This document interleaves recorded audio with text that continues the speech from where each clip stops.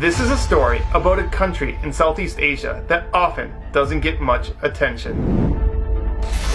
Malaysia. In March, Malaysia was failing. Newspapers published articles about how Malaysia was struggling against COVID-19. Malaysia had 3 times more cases than any country in Southeast Asia. The virus was in every state and federal territory.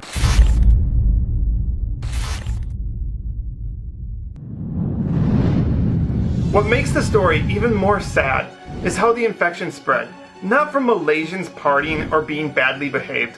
It spread from a religious gathering.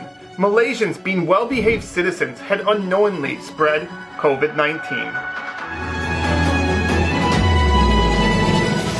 But here is where the story gets interesting.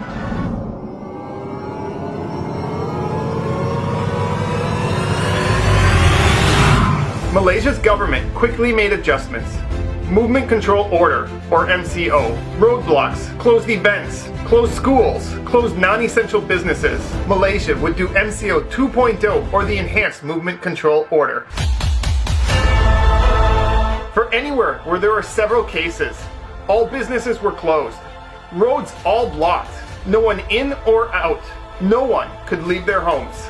But don't worry, food and medical care were provided. And Malaysia's case numbers? They started to drop.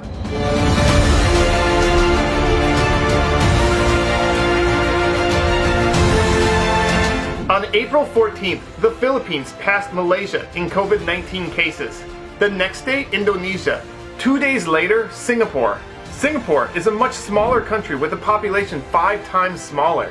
Singapore now has 15 times the case rate of Malaysia. Malaysia is an example that we can all overcome this. How a country that had so many cases did the right stuff to stop the spread, and almost no media is talking about it.